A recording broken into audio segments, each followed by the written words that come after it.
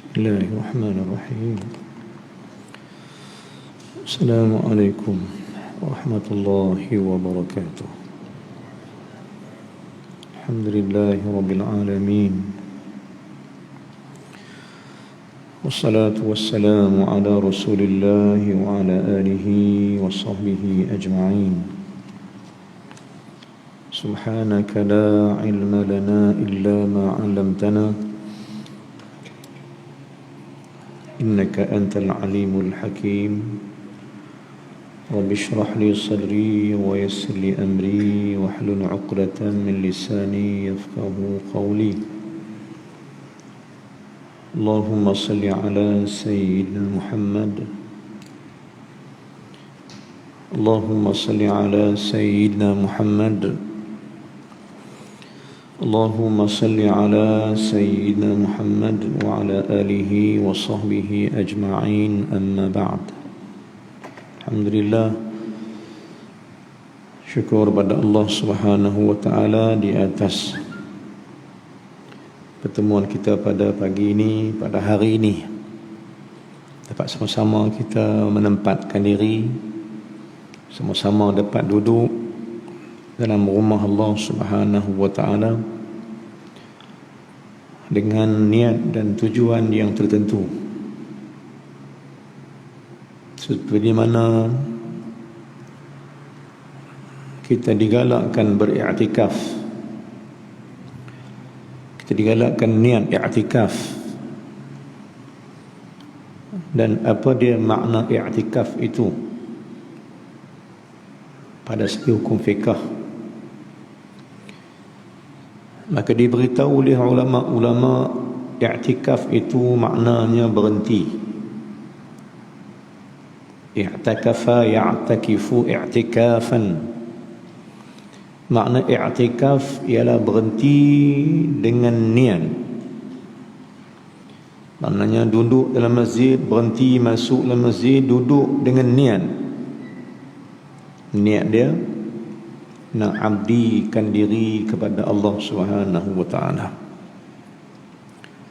I'tikaf maknanya berhenti dalam masjid, duduk dengan niat nak abdikan diri, nak jadi diri kita hamba kepada Allah Subhanahu wa ta'ala. Maka marilah sama-sama kita pertama sekali pagi-pagi ini kita niat duduk dalam masjid, dalam rumah Allah Subhanahu wa ta'ala,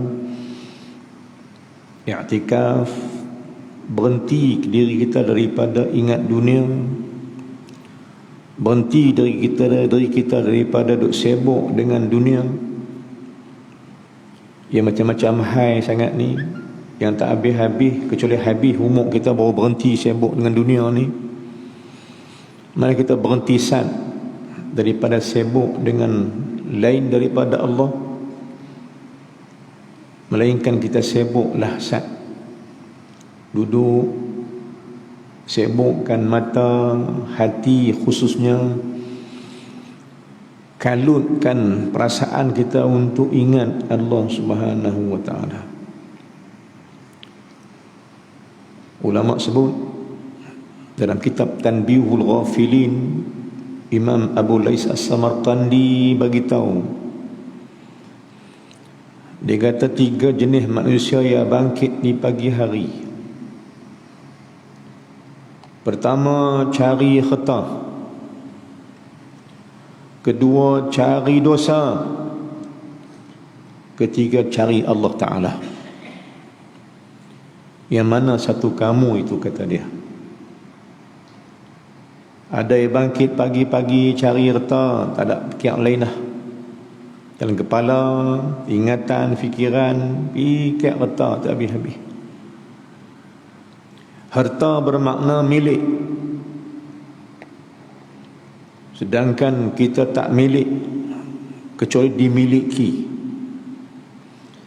Kita tak punya apa-apa kecuali kita dipunyai oleh Allah Subhanahu wa ta'ala. Maka harta kita, ataupun kita dihartakan, ataupun kita ini hak milik pada Allah. Carilah apapun Yang tinggal kita nanti adalah Allah Subhanahu wa ta'ala jua. Itu yang pertama, manusia cari getah. Maka kata Abu Lais Samarqandi dan ulama-ulama lain, orang cari getah takkan boleh ke dia atas dunia ni kecuali apa benda sahaja yang diberikan oleh Allah. Dia katakan boleh reta tu kecuali apa yang telah ditetapkan oleh Allah Ta'ala, ma kataballahu lahu, kecuali apa yang telah Allah tetapkan untuk dia. Banyak tu je lah. Maka carilah reta banyak mana pun, kamu takkan dapat harta, kerana kamu tu ada yang empunya. Kamu milik Allah Subhanahu wa ta'ala yang akan balik kat dia satu masa. Dan Allah tak mau kita bawa harta, tak mau juga bawa apa-apa, kecuali bawa lah satu perkataan ini dia panggil Ar-Rahim, rahmah. Nabi sebut kepada Anas bin Malik radhiyallahu anhu, kalau tuan-tuan tengok dalam kitab Alamul Barzakh, Alam Kubur, kitab lama, pesan Nabi SAW kepada Anas bin Malik, wahai Anas, ketahui oleh kamu bahawa sesungguhnya dunia atau bumi itu memanggil kamu setiap hari dengan 10 kali. Satu daripadanya, kata bumi, wahai hamba Allah,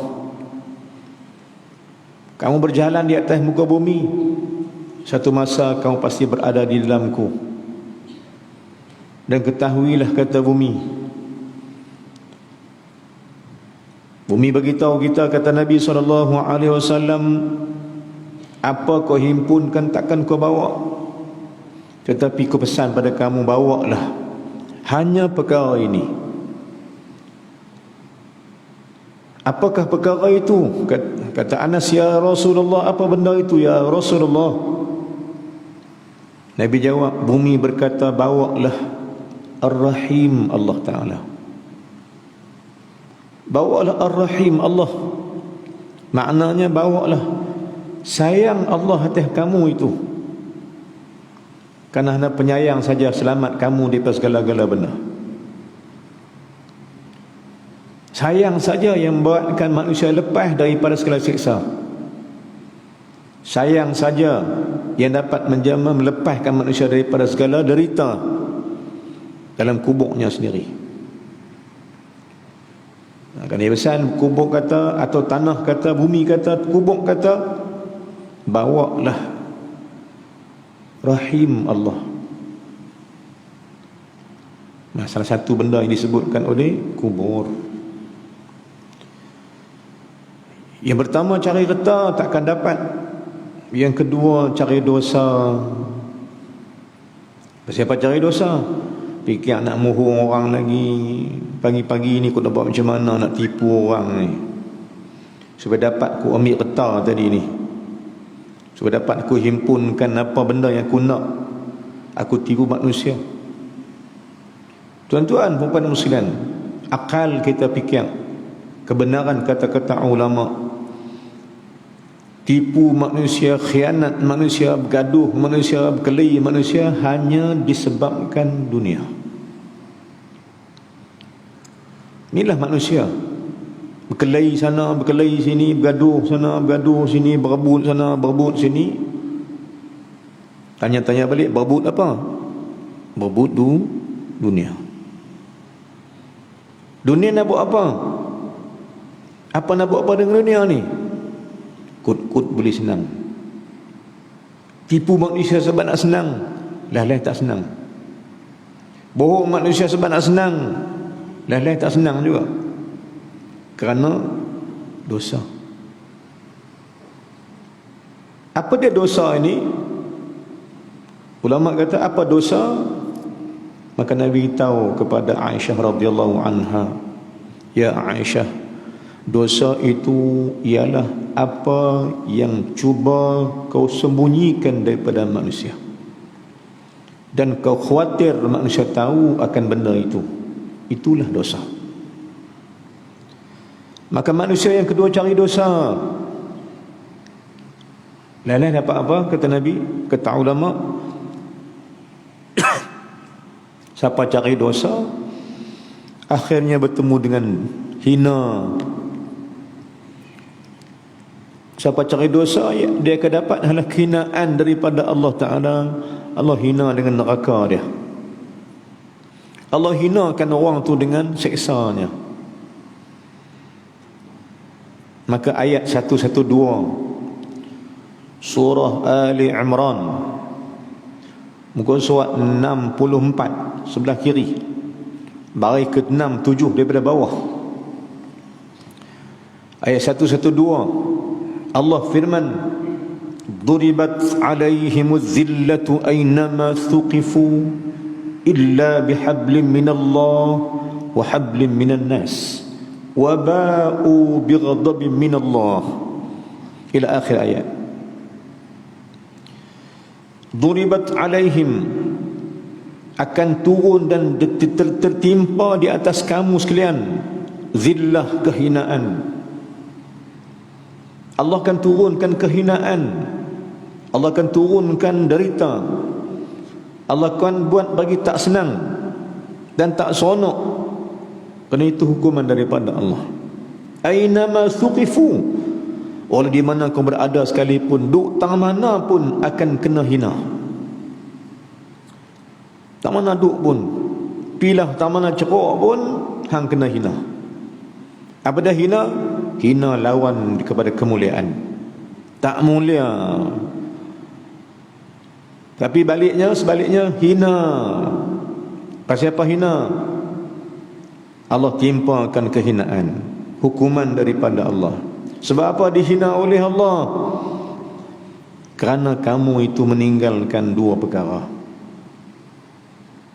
Sebab manusia tinggalkan dua perkara besar. Inilah hidup kita sekalian. Refer balik, rujuk balik ayat 112 surah Ali Imran. Duribat alaihim, turun bencana kehinaan atas mereka itu, zillah, sebab mereka itu tak jaga dua benda. Apa jaga dua benda, tuan? Pertama, hablum minallah, jaga hubungan baik dengan Allah. Kata syarah kepada Hikam Abi Madian rahimahullah subhanahu wa ta'ala, syarah dia, kata dia, jangan sia-siakan umur kamu itu yang berbaki tak banyak mana dah ni. Tak payah duk sibuk-sibuk kau boleh dah, sebab umurmu tinggal sikit lagi. Dah tinggal sikit, kalau boleh pula. Jadi apa nak kena buat? Kata Imam Abi Madian rahimahullah subhanahu wa ta'ala, syarah dia, dia kata, perbaikilah, sibukkanlah dirimu untuk memperbaiki hubunganmu dengan Allah. Okay? Sibuk diri, jom kalut nak perbaik hubungan baik dengan Allah subhanahu wa ta'ala, kena masa tinggal sikit. Perbaik hubungan yang tak baik, pulihkan balik hubungan yang rosak dengan Allah ni. Pulihkan balik. Dengan apa yang berlaku, tuan-tuan, dengan apa yang jadi atas alam hari ni, jom kita perbaik berhubungan dengan Allah. Mudah-mudahan terbina balik jambatan kasih sayang hamba dengan Allah subhanahu wa ta'ala. Bila mana Allah turunkan bencana, nak pergi ke mana manusia? Pasal apa Allah turunkan azab? Mungkin Covid sebahagian daripada ni juga. Jawapan dia, manusia hina dengan azab Allah kerana manusia tak jaga hubungan baik dengan Allah. Apa dipanggil hablum minallah? Tuan-tuan, ni Allah rahmati sekalian, juga perempuan ni Allah rahmati sekalian. Macam mana jaga hubungan baik dengan Allah? Pagi-pagi lagi kita dah jaga dah. Kita diminta oleh syarak jaga hubungan baik dengan Allah. Apa dia? Puji Allah. Tidakkah salat ni hubungan baik dengan Allah? Tidakkah bangkit pagi alhamdulillah itu hubungan baik dengan Allah? Tidakkah ambil wudu nak salat hubungan baik hati jiwa dengan Allah Ta'ala? Maka peliharalah hubungan baik kamu dengan Allah, kerana Allah sentiasa buat baik dengan kamu. Tuan-tuan, puan-puan sekalian, sebab itu kata ulama juga, pasal apa doa kamu tak mustajab, dan pasal apa kamu mengaji ilmu tak masuk? Pasal apa mengaji ilmu tak masuk? Pasal mengaji tak faham-faham? Jawapan dia, kerana kamu suka meninggalkan benda yang paling utama. Kamu tinggal benda, yakni kamu suka meninggalkan syukurmu pada Allah. Tinggal, maknanya tak apa syukur sangat pada Allah. Salat. Tuan-tuan yang Allah sekalian, apa makna salat pada diri kita sekalian? Pasal apa salat? Jom tengok Nabi kata apa, tuan-tuan. Jom tengok salat pada pandangan Nabi SAW. Bukan pandangan kita nak, tapi apa Nabi tengok dan apa Nabi habaq kat sahabat-sahabat dia, kat Aisyah radhiyallahu anha khususnya. Salat aku ni apa dia? Bila mana Nabi bangkit tengah malam, bertahajud berpuluh rakaat, tak tidur dia, tidur sikit sangat, atas nama khususiat Nabi, atas nama keistimewaan Nabi SAW. Tahajud berpuluh rakaat, kekuatan yang Allah beri sebagai contoh kepada umat. Bila Nabi makin tahajud banyak rakaat, Aisyah cari-cari Nabi tak ada. Dia gagau tengok mana Rasulullah, tak ada. Tiba-tiba bila tak ada, dia pun tengok ujung kaki dia, Rasulullah sedang bersujud pada Allah Subhanahu wa ta'ala tengah malam. Maka lepas Nabi dah habis dah solat, kata Aisyah pada Nabi SAW, ya Rasulullah. Tengok na, Aisyah tak panggil Nabi wahai suami aku, atau laki-laki, atau ya Muhammad. Tak, dia panggil dengan gelaran tertinggi termulia Nabi SAW, ya Rasulullah, wahai Rasulullah. Walaupun suami dia, tapi dia tahu Rasulullah itu hak Allah, pesuruh Allah Ta'ala. Maka Aisyah kata, ya Rasulullah, ingin ku bertanya kamu. Nabi dah habis selesai solat dan Nabi kata, apa dia nak tanya? Aisyah kata, ya Rasulullah, tidakkah, mengapakah engkau ini salat banyak rakaat sangat? Tidakkah dosamu telah Allah ampunkan dulu dan kemudian dan segala-galanya? Atas firman Allah Ta'ala ayat kedua dalam surah Al-Fath, inna fatahna laka fathan mubina liyaghfir laka Allahu ma taqaddama min dhanbika wa ma ta'akhkhar wa yutimma ni'matahu 'alaika wa yahdika siratan mustaqima. Kan ayat itu, ayat surah Al-Fath ayat kedua. Tidakkah Allah ampun dosa kamu ya Muhammad, yang suami aku, wahai Rasulullah, dulu kemudian semua dosa kamu Allah ampun dah. Buat apa sembahyang banyak-banyak lagi? Buat apa ibadat lagi? Ini poin dia. Apa jawab Nabi SAW? Tujuan ibadat Nabi SAW yang banyak rakaat ni kita nak mengaji, ni kita nak jaga. Apa jawab Nabi SAW? Ya Aisyah, simple jawapan dia, afala abdan syakura, salahkah aku banyak syukur pada Allah? Salahkah aku ibadat malam-malam, aku ibadat ni, sembahyang, solat semua ni, salahkah aku perbanyakkan sebagai tanda syukur terima kasih aku pada Allah Ta'ala? Salahkah? Ini nilai ibadat pada Nabi SAW. Jangan sampai kita beribadat bukan macam tu, kerana syariat yang kita buat tak kena dengan perbuatan Nabi SAW, ditolak oleh Allah. Kita bukan ibadat sebab nak pahala saja, tapi kita nakkan bersyukur pada Allah.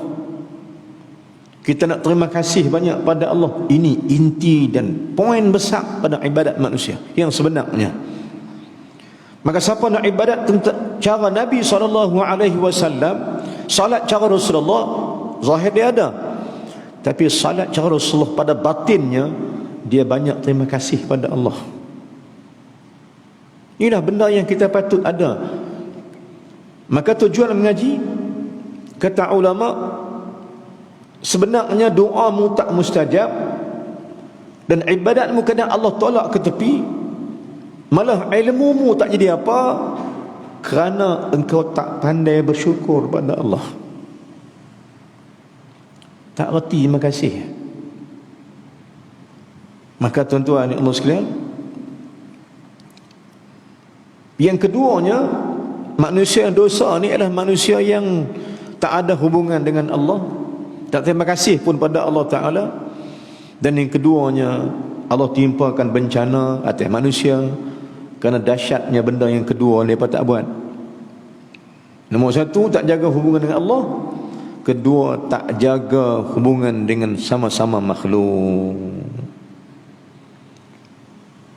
Tak fikir.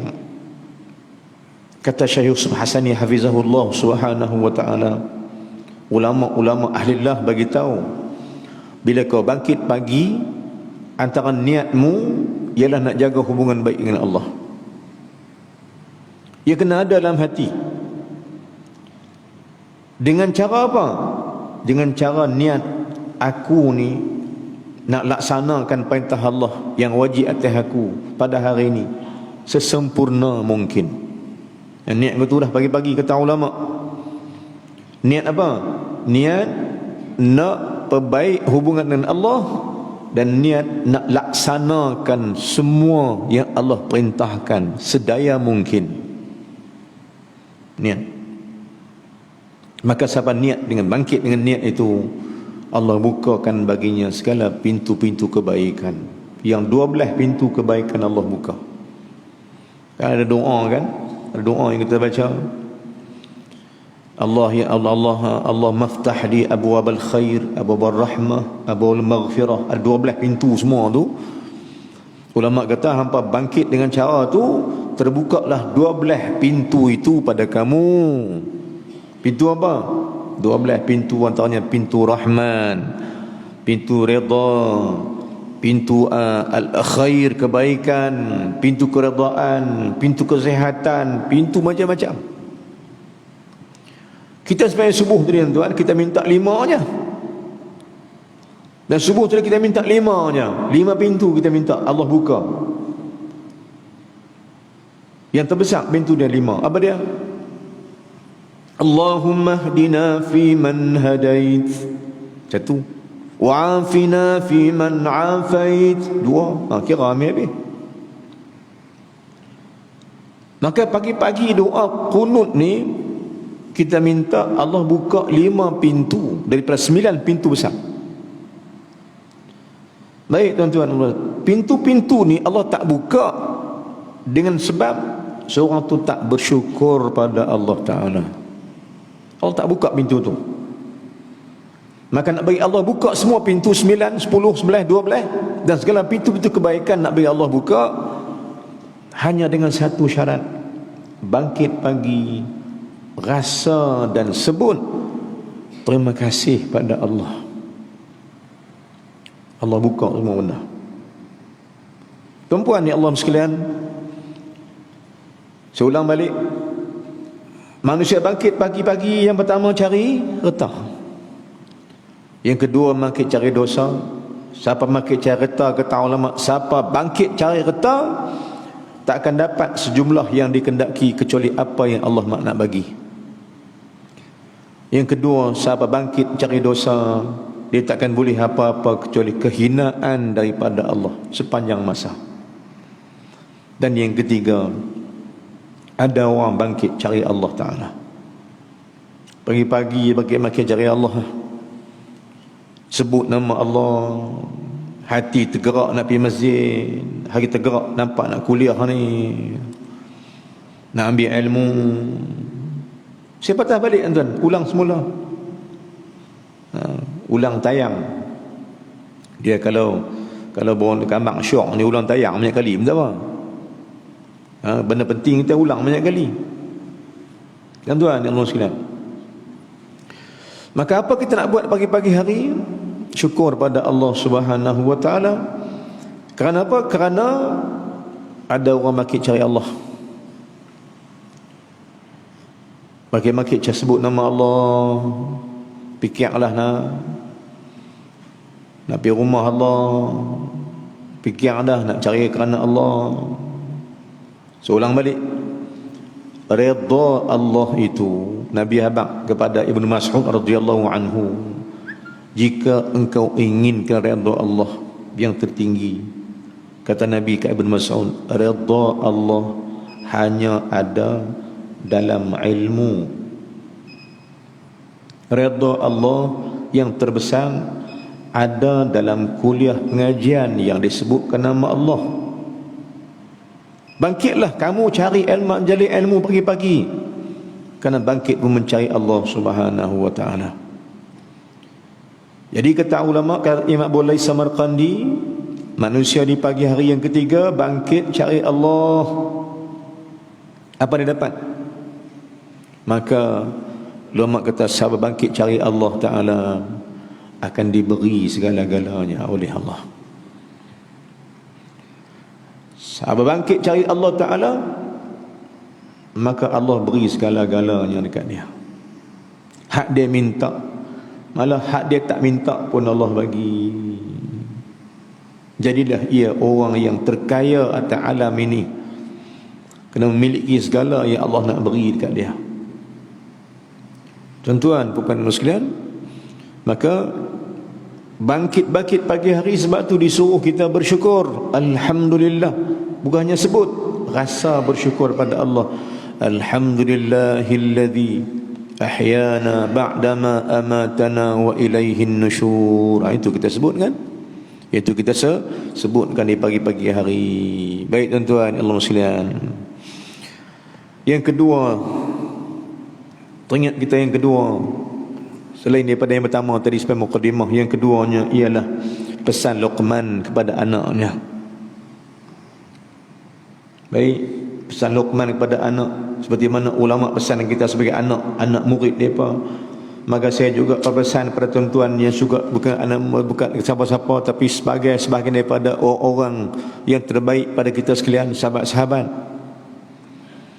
yang sama-sama kita akan bersahabat dalam syurga Allah nanti, ya Allah, amin. Apa Luqman pesan dekat anak dia? Yang kedua atau poin kedua kita pagi ni, Luqman kata, ya anakku, saya nak kata tuan, wahai sahabat-sahabatku sekalian seagama. Pesan apa? Jangan duduk dengan orang yang tak sebut nama Allah. Luqman pesan kat anak dia, jangan duduk, kecuali duduklah kamu dengan orang yang mengingatkan kamu kepada Allah.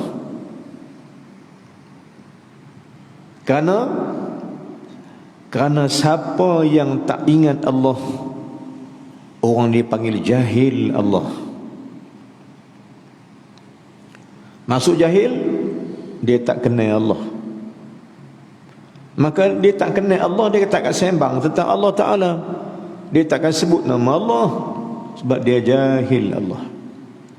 Benar kata Syekhuna Syekh Ibnu Atha'illah As-Sakandari di permulaan kitab hikamnya, dia kata, siapa yang keram tinggal zikir dan doa dan wirid, tiada baginya ma'rifatullah. Siapa suka tinggal doa, pagi-pagi tinggal alhamdulillahilladzi ahyana ba'dama amatana wa ilaihin nusyur, tinggal, maka Allah tak buka pintu makrifat. Siapa tinggal pula wirid doa pula, zikir tinggal, semua tinggal habis, maka tiada baginya ma'rifah Allah selamanya. Tuan-tuan, bila ma'rifat Allah tak sampai, apa nak dijawab dalam kubur? Bila malaikat tanya, mar rabbuka, siapa Tuhanmu? Tidakkah soal itu bertanya tentang makrifat kamu tentang Allah? Tidakkah soalan marrabuka itu dia tanya kamu tentang kenalkah kamu siapa Tuhanmu? Ini memang betul ulama suruh jangan tinggal wirid, jangan tinggal zikir, jangan tinggal. Buatlah kok mana pun ambil masa dah. Dan satu keduanya ketiga jangan puas hati dah. Tak apa aku semayang subuh dengan jemaah dah, aku main awal masjid tadi, lepas tu aku duduk dalam masjid ilmu pula, zikir tak payah. Jangan kata gitu pula. Kita pun ambil masa keluar masjid lagi, sama-sama sembang, lepas-lepas sembang kawan lagi, tak ada kerja apa, duduk sorang-sorang, ambil tasbih, sebut nama Allah. Pasal Syekh kata kat saya seorang murid tuan, Syekh Yusuf Hasani Hafizahullah kata kat saya, dia kata apa? Dia kata, Muhammad, hang nak kenal hang siapa tak? Dia tanya gitu dia. Dia kata, Muhammad, hang nak kenal hang siapa tak? Nak. Saya kata, Syekh nak, saya nak kenal. Dia kata, kalau hang nak kenal hang siapa, hang tengok masa kosong hang buat apa. Hang duduk dengan siapa, hang itulah. Ulang balik dia kata, kalau hang nak kenal siapa hang, tengok masa lapang hang buat apa. Yang kedua, masa lapang hang duduk dengan siapa, itulah hang. Kalau hang duduk dengan Allah, mana betul lah hang hamba Allah. Tapi kalau hang duduk dengan makhluk banyak-banyak, hang bukan hamba Allah. Kita pun tahu tuan, kita buat apa? Seorang-seorang buat apa? Mana ni nak cerita ikhlas ni. Seorang-seorang buat apa? Tanya adik ya. Nak tahu kita siapa dia? Syekh kata, tengok seorang-seorang hang buat apa. Jangan tengok orang. Saya tengok orang, tengok kita. Tengok kita, teruk pada orang no? Tengok orang kata kita tengok orang, kita nampak orang teruk pada kita. Tengok diri kita baru tahu aku teruk pada orang rupanya. Tuan-tuan dan sekalian, jalan yang terbaik untuk jadi hamba Allah, kesimpulannya duduk pada satu perkataan, muhasabah. Duduk dalam perkataan apa dia? Hisab diri, semak diri kita ini, renung-renung, fikir-fikir diri kita ini, fikir-fikir. Lah ni fikir-fikir banyak kan? Fikir ya. Kita ni siapa dia? Dan seorang-seorang duduk jadi siapa? Dua orang ramai, oi. Kalau kami duduk orang ramai tu no. Tasbih tak lepas no. Subhanallah tak berhenti, tengok dah bawa. Tak ada orang nah. Kalau nak tahu ulama kata kalau hang tahu hang siapa, hang tengok hang buat apa seorang-seorang hang, itulah hang. Allahu akbar. Saya bila ketemu nak betul lah, betul. Inilah cara apa tuan? Cara Syekh nak bina, nak tarbiyah kita untuk ikhlas kita dengan Allah Ta'ala. Tuan dan muslim, kita tak panjang bicara insya-Allah. Cepatnya masa tu. Baik, kita tak panjang bicara insya-Allah, terus kita pada kitab insya-Allah. Mudah-mudahan muka surat yang ke-27 sambung hari 28 yang minggu lepas punya insya-Allah. Qala muallif rahimahullahu subhanahu wa ta'ala wa nafa'na bihi wa bikum amin fid darain. Baris yang pertama balik di atas, mudah-mudahan kita ulangkan semula.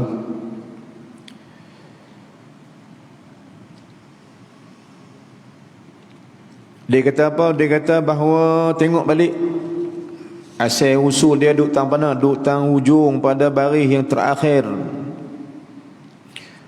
Pada muka surat 27,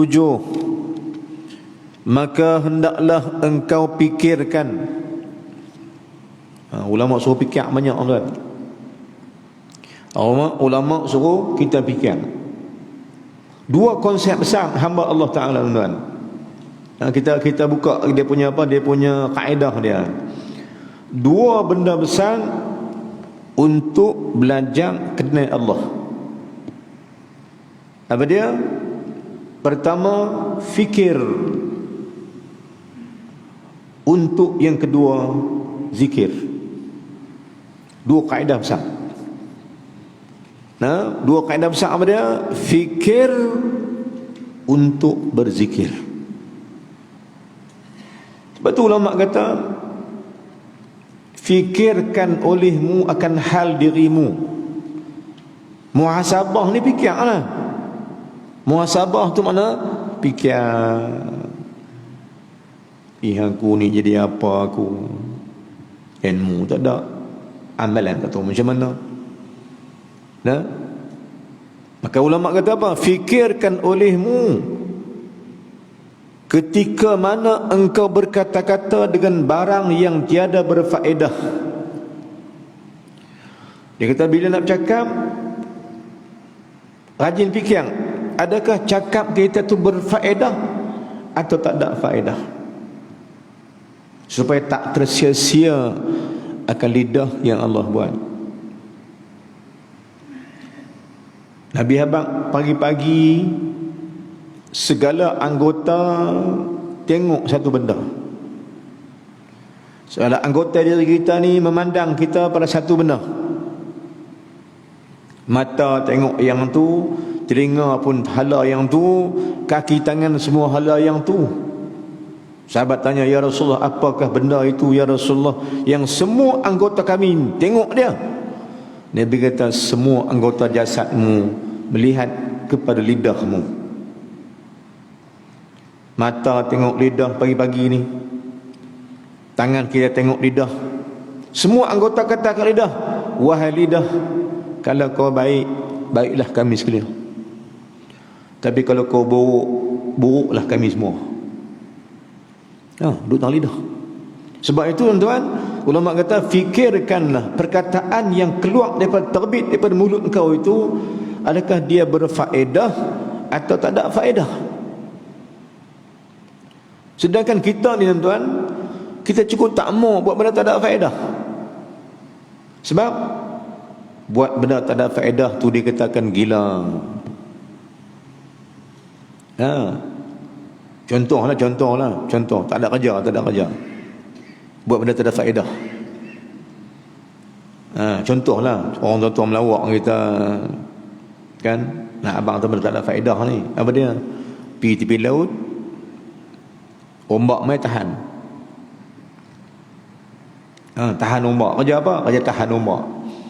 Faedah tak? Mana ada faedah? Maka kalau kita buat kerja gitu, orang kata gila kau ni tahan ombak. Sebab apa gila? Benda tak ada faedah. Ketahui olehmu, kata ulama, bercakap benda tak faedah umpama gila. Gila.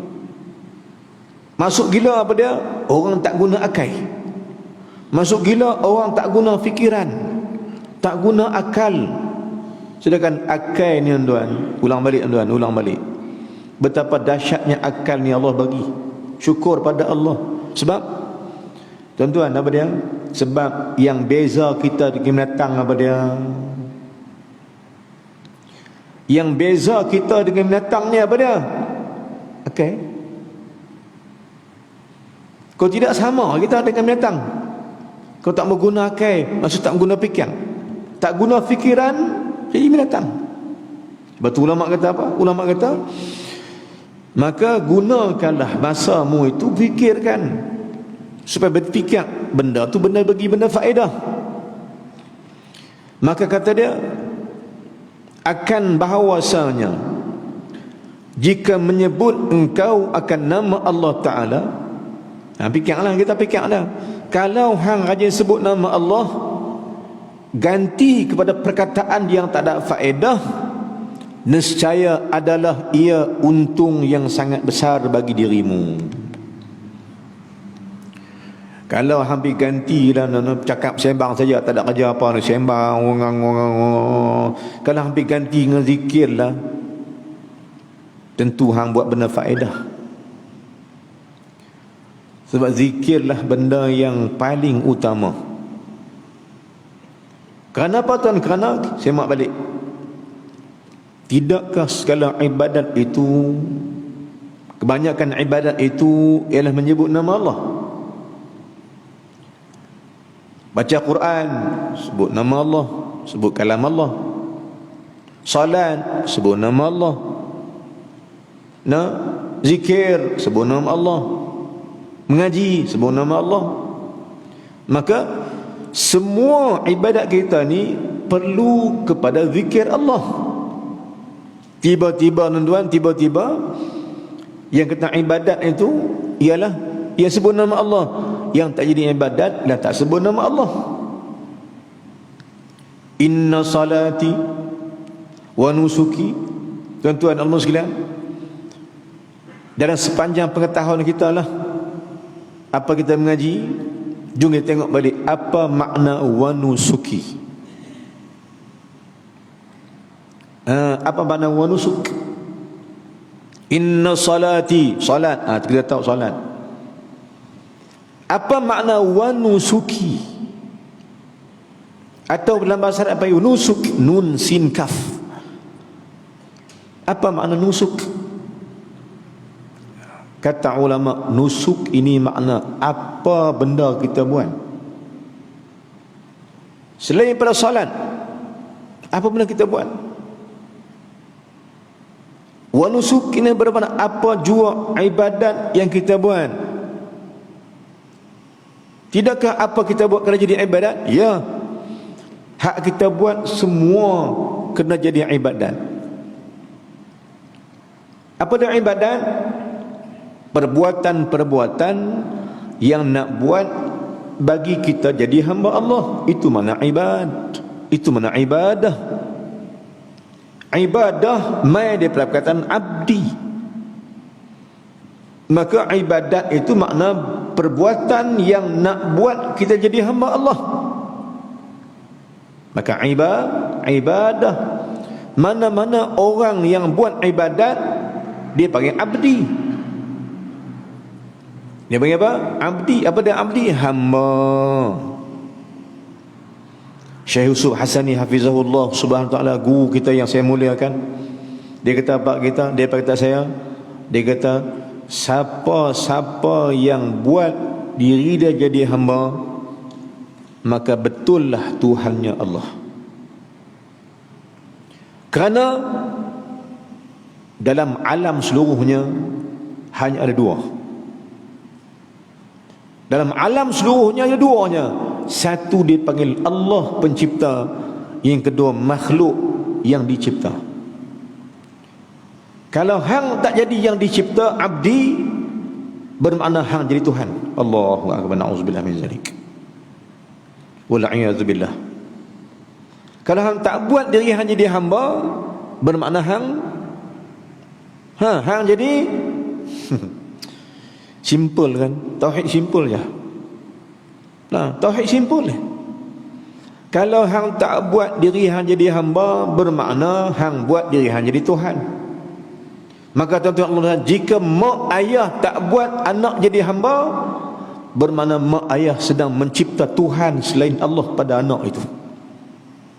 Jom buat anak jadi hamba Allah.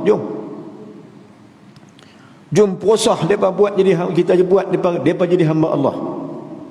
Macam mana nak buat depa hamba Allah? Pertama, buat depa jadi hamba kita dulu. Bukan hamba mana? Taat kita.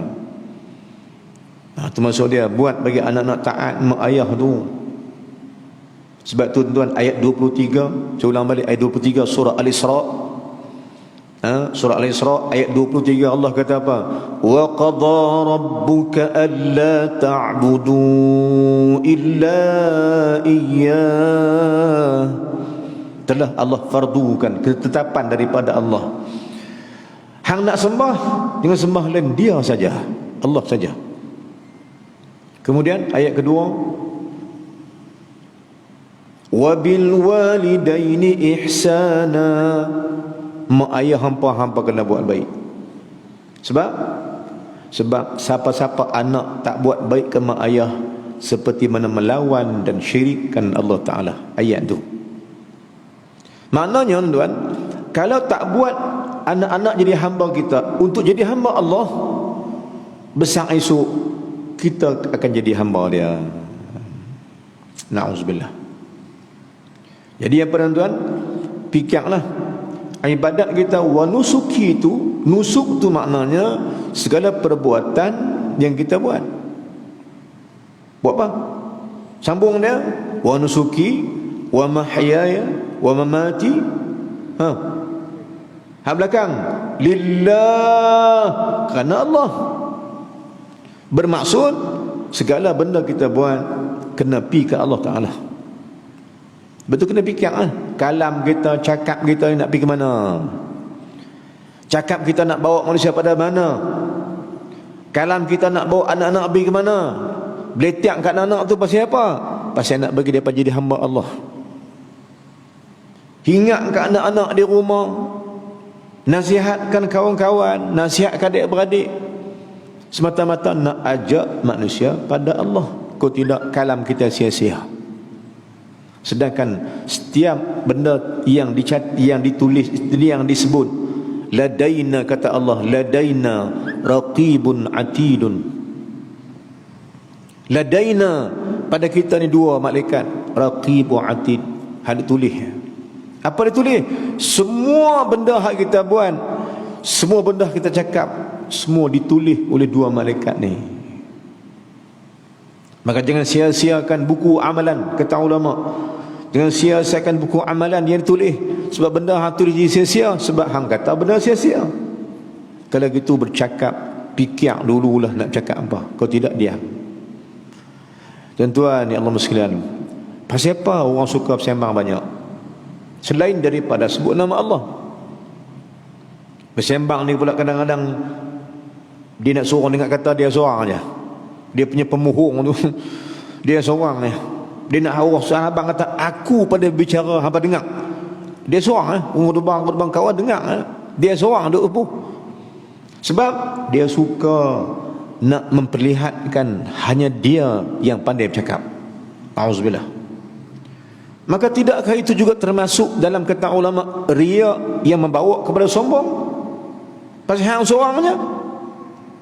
Maka biarlah, kecuali nak cakap yang nak bagi orang dengar ni, biarlah cakap untuk bawa manusia, tunjuk jalan manusia pada Allah Subhanahu wa taala, kau selamat dunia akhirat. Baik, sambung. Maka kata ulama lagi, jika kau sebutkan akan nama Allah ganti daripada perkataan yang tiada berfaedah itu, nescaya adalah ia untung yang sangat besar. Kalau hang ganti perkataan hang dengan sebut nama Allah, hang untung besar. Tuan-tuan dan sekalian, tidakkah orang yang nak untung itu sentiasa mengira untung dan rugi? Contohnya orang menega kan, orang menega. Tidakkah orang menega ni nak tutup kedai, nak tutup akaun, dia untung? Mana ada orang menega rugi tak? Semua orang menega untung.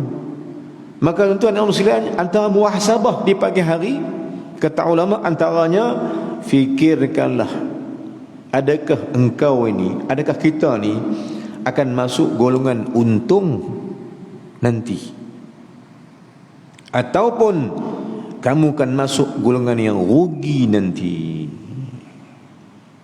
Lah rugi, auzubillah, untung tak ada, rugi siapa mau kan?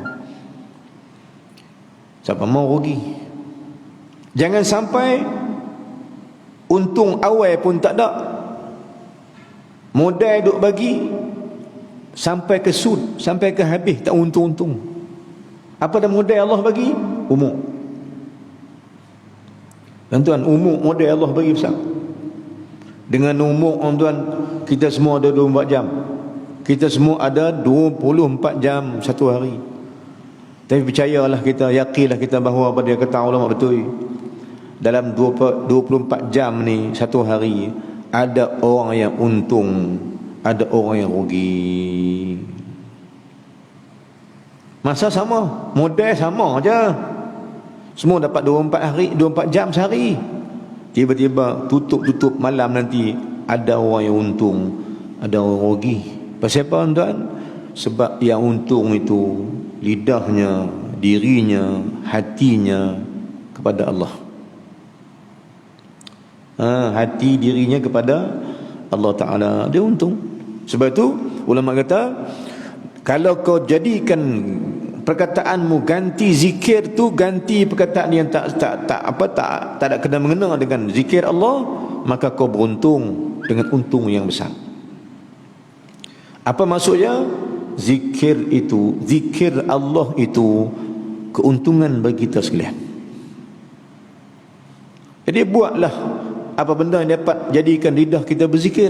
Baca Quran, zikir, sebut nama Allah, peringat orang pada Allah, zikir. Bukan dikira zikir. Maknanya apa benda yang menjadikan kita ingat Allah, maka itu dikira zikir. Nak untung, itulah dia. Ajak orang pada Allah Ta'ala, keuntung. Yang pertama kita nak ajak siapa? Kita nak ajak anak isteri kita kepada Allah. Tapi tuan-tuan, ulang balik, orang yang paling payah nak ajak anak isteri. Orang yang paling payah nak ajak anak-anak dengan suami. Paling payah. Sebab fitrahnya Nabi-Nabi diuji oleh Allah dan keluarga masing-masing. Nabi Nuh, anak dengan isteri. Nabi Ibrahim dengan ayah. No? Nabi apa lagi? Nabi Musa dengan ayah. Boleh kata semua Nabi-Nabi diuji oleh Allah dengan keluarga. Maka tuan-tuan yang sekalian, pertama kita nak ajak manusia pada Allah, bukan orang lain. Kita nak ajak adik-beradik kita. Yang pertamanya ialah anak isteri dan anak suami. Ajak dulu pada Allah. Ajak. Macam mana cara ajak? Cara ajak je ke mana tuan? Allah habaq dalam surah, dalam Al-Quran, Allah kata, ud'u ila sabil rabbika bil hikmah wal mau'izatul hasanah. Ud'u ila sabil rabbika bil hikmah. Ud'u, da'walah, ajaklah manusia pada Allah. Sabil rabbika bil hikmati, dengan hikmah. Tuan-tuan ya Allah sekalian, macam mana dapat ilmu hikmah? Soalan dia sikit kita nak ambil. Macam mana nak dapat ilmu hikmah? Jawab dia pada ayat 269-270 surah Ali Imran. Apa ayat dia? Ke sebelah kanan tu, baris keempat, dua daripada bawah, tiga dan dua daripada bawah. Firman Allah Subhanahu wa taala, yu'til hikmata man yasha. Ayat 269. Yu'til hikmata man yasha. Allah berikan ilmu hikmah kepada orang yang dia suka. Sampai habis ayat tu. Tapi apa syarat dia, tuan-tuan? Tuan-tuan perhati balik ayat 270, jumpa satu ayat cerita pasal apa? Cara ringkas dia cerita pasal infaq. Dia cerita pasal infaq. Siapa infaq? Nafkahkan diri dia dan harta dia pada Allah, Allah akan kirim ilmu hikmah. Itu jalan cerita dia kan. Saya syarah bab tu nanti insya-Allah ngizallahu taala. Baik. Maka apa dia? Kata ulama, kalau kau nak untung yang besar, jaga kalam-kalam kau itu agar kalammu berfaedah. Nak untung, jom. Orang beruntung ialah orang yang pagi-pagi ajak anak isteri kepada Allah. Gerak mangkit, mangkit subuh. Tu ajak pada Allah tu. Jom mangkit sembah Allah, jom. Gerak pada Allah. Maka ayah ni ayah yang berjaya depan Allah. Kalau anak pula gerak mak, ayah jom mangkit. Ayah mangkit bapa, awal lagi kupat pagi, tahajud ayah tu. Tahajud. Maka anak tu anak berjaya. Kalau isteri pula gerak suami dia, bang mangkit bang, jom. Salat tahajud, salat subuh jom ramai-ramai, maka isteri berjaya depan Allah. Pasti dia bawa manusia pada Allah. Tapi kalau satu rumah tu tak mangkir, siapa pun tak ajak siapa, isteri tak ajak suami, suami tak ajak isteri, anak tak ajak mak ayah tak ajak anak, ketahuilah keluarga tu keluarga yang rugi dengan Allah. Sebab tak guna lidah untuk ajak manusia pada Allah Subhanahu wa taala. Kalau nak rugi, silakan tolak manusia pada jauh daripada Allah. Tapi siapa nak untung, sila bawa manusia, ajak manusia, beritahu manusia itu, beritahu Allah tu pada manusia bahawa kita ada Allah, Tuhan yang sebenarnya yang wajib kita taati dia. Kata ulama apa dia? Jika perkataanmu tiada berfaedah, nescaya adalah untung. Jika perkataanmu berfaedah, maka ia untung yang sangat besar. Kerana zikir Allah itu menyerupai ia akan sepotong emas, dan perkataan yang tiada berfaedah itu menyerupai ia akan sepotong tanah yang keras. Allah. Ulama bagi apa? Tashbih dia bagi. Apa? Tashbih, umpama, contoh, perumpamaan. Cakap yang elok umpama dapat emas. Cakap yang berfaedah umpama mengimpun emas. Dan cakap yang tak ada faedah umpama menghimpunkan tanah yang keras. Buat apa boleh tanah keras? Tanam pokok macam mana? Tanah keras, tanah kuih ni tuan-tuan. Kalau buat mendang, kita buat mendang kan, tanah kuih ni kena masuk air tu, kena putak basah baru jadi. Kalau tidak, buat apa boleh? Apa boleh? Tanam apa tak boleh? Tanah keras, tanam apa boleh? Allah nak apa tuan? Kata ulama, bila hatimu keras disebabkan lidahmu yang tak faedah, cakap tak faedah, hatimu keras, maka benih iman takkan tumbuh. Habaklah lagu mana pun tak tumbuh. Tuan-tuan, tengok nak? Kita tafsir balik alam ini. Tanah keras, tuang ayam pergi ke mana? Ayam tak seram, ayam pergi tempat lain. Contohnya Allah turun ayam atas bukit, hujan, turun kena batu, turun, batu tak dapat, tak lun ayam. Batu tak seram ayam pergi tempat lain. Tiba-tiba bukit tak jadi apa, tiba-tiba sawah jadi benda, jadi tempat menanam padi. Pasal apa? Pasal ayak turun batu mula-mula, tapi batu tak mau terima. Dia tolak sampai ke bendang.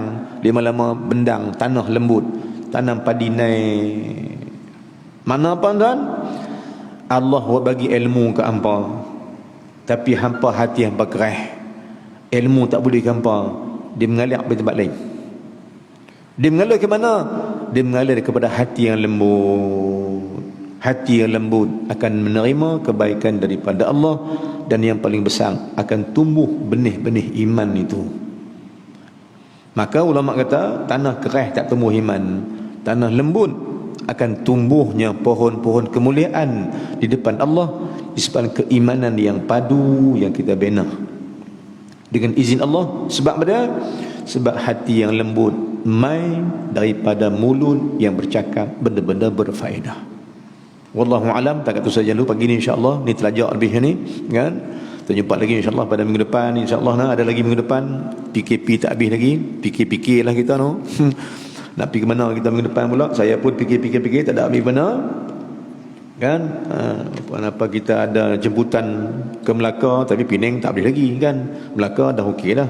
Habis dah PKP pergi ke mana depan hari ni.